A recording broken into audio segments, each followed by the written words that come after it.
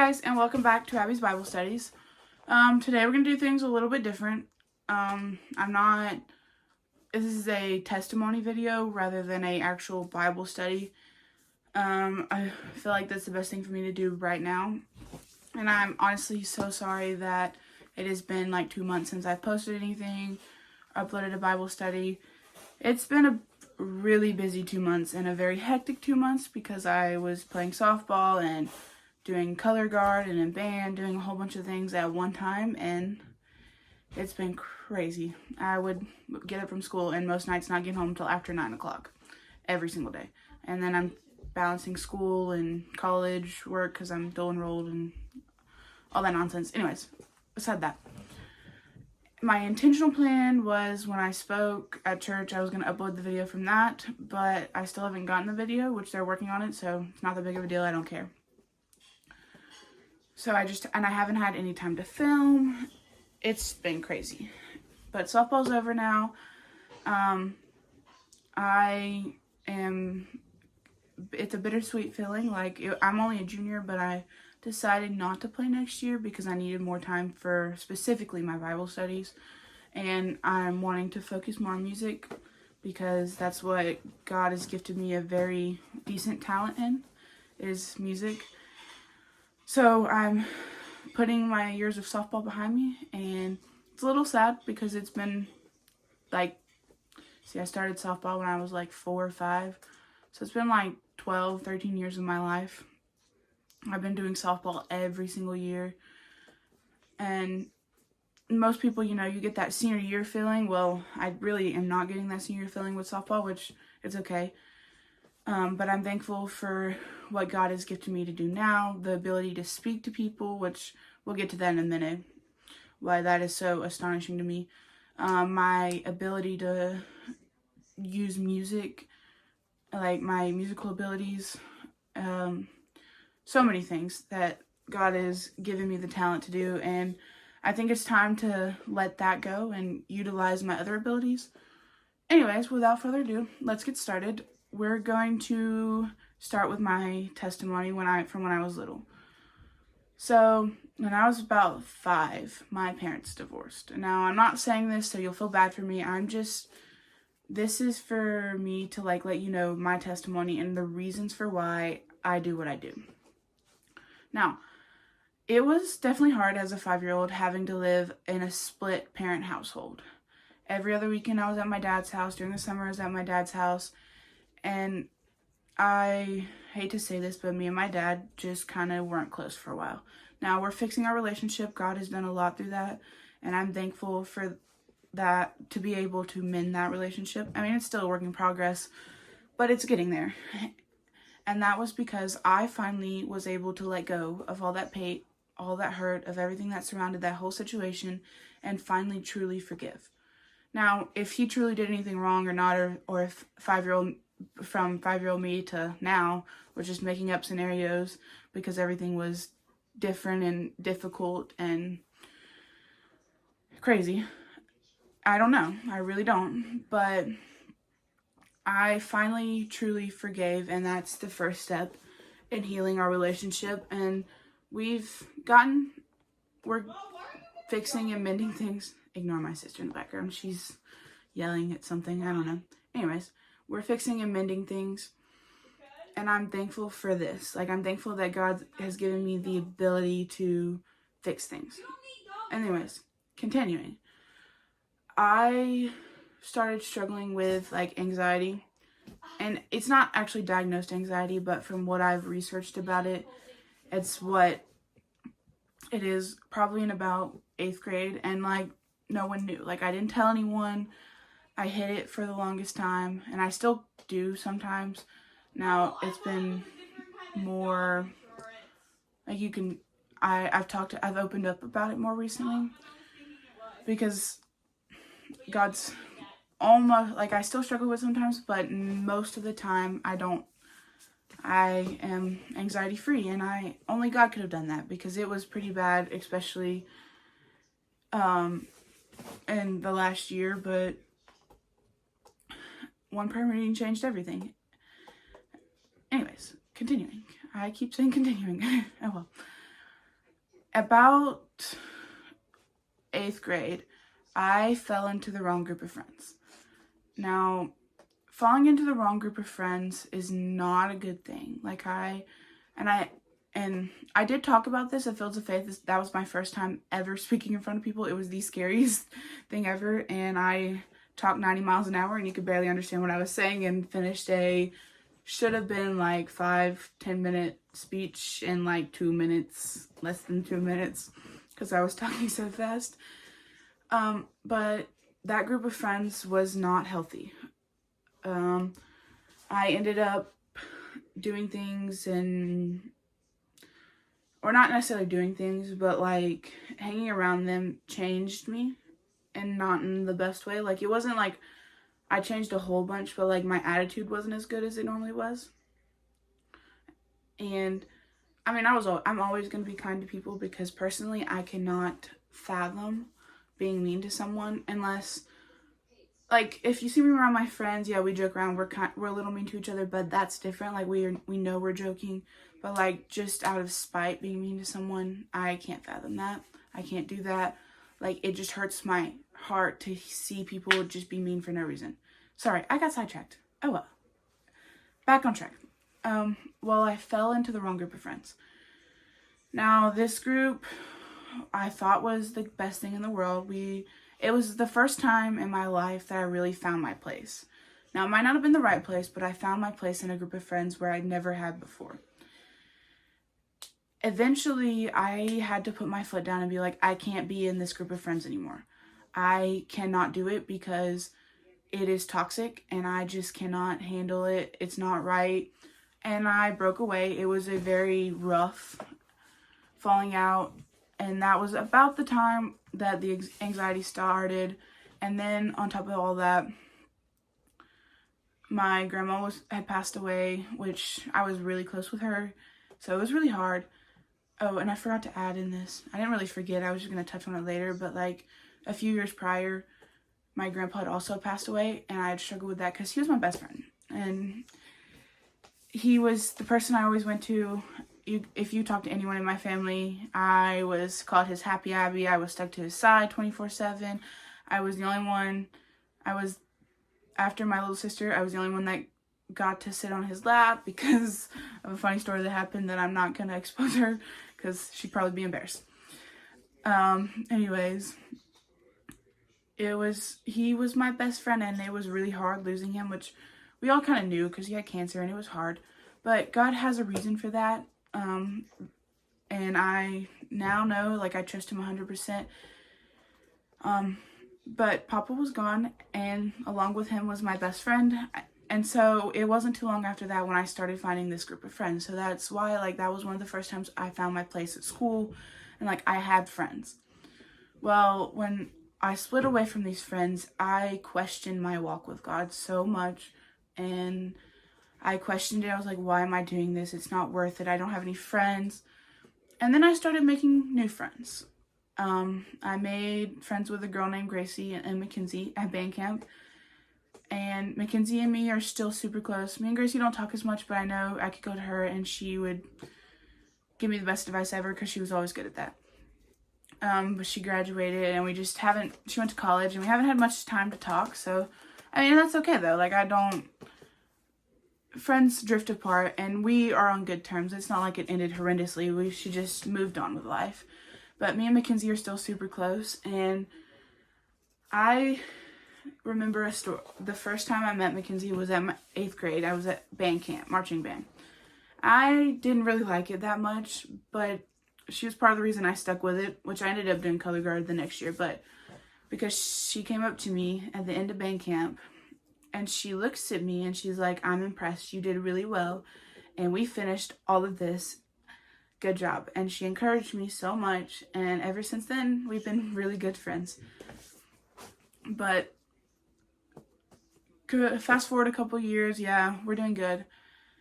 And, well, me and her, she was one of my best friends. But, like, my best friend at the time, we're not friends anymore. Fast forwarding to this year. Freshman and sophomore year were great. Like, there was of course, the hurricanes and COVID happened. If you aren't from Louisiana, Hurricane Laura hit us, and it was devastating, terrible. we were out of electricity for 22 days. I had a chart, or not a chart, I had somewhere in a notebook counting the days until we got electricity. It was some trying times, and I definitely had to trust in my faith. So I'm going to fast forward to over this summer after the hurricanes. I did say to the beginning of junior year, but this comes first.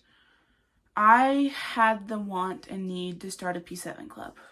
God laid that on my heart, and I wanted to do it so bad. Well, I had talked to, this was before sophomore year, I had talked to our principals. We just got new administration, so it was kind of hard. They didn't actually say no, but they were like, we'd rather not. We'd rather keep it under FCA, which if you don't know what that is, that's Fellowship of Christian Athletes or Fellowship of Christian Students. It's called both. And I was like, okay, well, I kind of gave up on the idea. I just kind of was like, okay, well, for an entire year, I didn't do anything about it. I just had given up. So I went back to camp almost a year later, except for the previous year I was at junior camp. The next year was a week later. So a year later, went back to camp. But I love camp settings. They're the most amazing. And God laid this on my heart again. He's like, I want you to do this. So I was like, okay, well, if I can't do P7 at school, what if I do it at my house? Well, I set it up. I invited all of my friends that were in my contacts list, everyone my age. I even went to the store and got snacks. Like, I had everything set up. Not a single person showed up. It was very disheartening. But then I was like, you know what? God gave me technology. So why don't I video it and upload it on YouTube? And that was my first Bible study. It was a little rocky. It's still rocky sometimes today. I didn't have an intro or anything. I just said, welcome, and started. And if I'm not mistaken, I talked about salvation. Pretty sure that's what the first 4 videos were. Continuing, at the beginning of this school year, me and my best friend at the time had a rough falling out. And I was mad at her for a long time. I finally let it go, and I'm actually going to text her after this video and apologize. Now, that doesn't mean that we're going to be best friends again. I am okay with us not being friends because God has worked with me in so many ways. And not that she was a bad person. Yeah, she was a great friend. She really was. But it was time for us to part ways. And since then, I have been able to grow in my faith and grow in God tremendously. I found another group of friends that are amazing. I'm going to give a shout out to one of them, Michelle. If you're watching this, I love you. She texts me all the time. She's like, hey, Abby, when are you going to do your next Bible study? Or encouraging me, giving me ideas. And it was kind of funny because originally I became best friends with her best friend. And we both do guard together, and we really weren't friends. And then I don't know what happened. We just started hanging out, talking more, and now she's amazing. I love her and don't know what I'd do without her. She's my go-to person for most everything because I know she'll answer her phone, and she told me that the other day. She's like, Abby, you're my go-to person. Well, that happened. And then the most recent thing that I've struggled with is I got some disappointing news. Now, this is the idea that God gave me Wednesday night at church that has been bothering me ever since. I worked really hard this past year and got some disappointing news. Now, I'm not mad about it anymore. I 100% understand now. But at the time when they released our band leadership team, I was so upset. I cried for hours. And this is me being very vulnerable. It's hard for me to talk about things like this because I want to be that person that is okay with everything. Nothing upsets me. That's something that matters to me, and I know it shouldn't, but I want to be that person that anybody can come to, and I won't be upset. But I was genuinely disappointed I wasn't mad at the directors. I wasn't mad at the girl who got it because she obviously deserves it. She works just as hard as I do, if not harder. I was just disappointed in myself for not doing good enough, is what I kept telling myself. Now, and I put in so many hours. I did whatever I could. And I ended up getting lieutenant captain where I was captain last year. And the girl that was lieutenant got captain this year. Well, it was upsetting. I was disappointed for days. And then I went to a youth rally that I did not want to go to. And I think the only person I've told this is my mom and maybe Michelle. I did not want to go to that youth rally because we were going to be out late, and I don't do well being out late. Like, I don't sleep. I don't go to sleep till late most nights, but I like being in my bed winding down. I don't like being out, going on the road till midnight, and that's what time we were getting back to the church. Well, I went to it, and at that night, God made me realize that I hadn't truly forgiven my dad. This is bringing back to the beginning. I hadn't truly forgiven my dad, and I was holding on to too many things, and I didn't even realize it. Like, and if you know me, I'm not very non-judgmental. I didn't mean to say judgmental. I don't hold grudges very often. And, like, I get over things so quickly because I don't like having animosity. Like, I like to be at peace. Well, I was holding on to some things with my relationship with my dad, and I didn't even realize it. So I let go of that, and then God told me that night, he's like, you are good enough. There's nothing you do that won't be good enough for me. And that was something that I struggle with a lot. I feel like I'm not good enough in so many circumstances. And it's hard, even though I know that I am, the inner voice tells me that I'm not, and it's really hard. But God told me Wednesday night at church, because I was listening to a girl from our church. She was speaking because we did our senior night, and we had 2 seniors come and speak. And this girl, I was listening to her talk, and she blew it out of the water. She did amazing. Love her. God brought it to my attention. He said, the long hours might not seem worth it, but he sees the work you're putting in. And it brought me back to over spring break when I got the disappointing news that I wasn't guard captain. And it also made me think of how playing my clarinet and stuff like that, I have put in so many hours on so many things. And because I'm an overachiever, everybody's going to tell me that, and I know that. But, in that moment in time, all the work I'd put in to be good at guard and good at the clarinet didn't seem worth it. 100%, I wanted to quit the night I found out. And I'm glad I'm not, because what I'd be doing, I would be dropping the gift God gave me in music and guard, and where would I be then? And I could still do this, but anyways. I was ready to quit because I was so disappointed, because I felt like all the work I put in was not worth it. But the complete opposite was true. The directors told me, I went and talked to them, and they were like, you are so qualified, you don't even realize it. There's only one reason we didn't put you as captain. It's not that we didn't want you. We obviously did, because you work so hard. We wanted you to take a step back to work on college level music to prepare.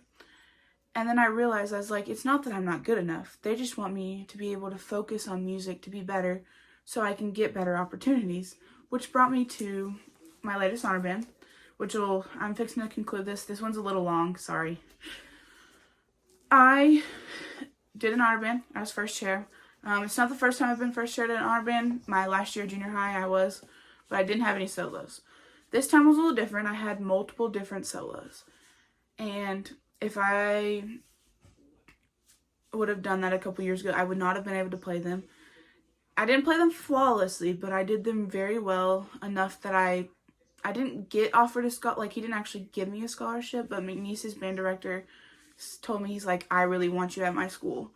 And I am more than likely going to go to McNeese. Still thinking on it, but that's where I'm leaning more toward. But it brought me back to my childhood, when I didn't talk to anyone. I didn't have any friends at all. Or I had few, 1 or 2.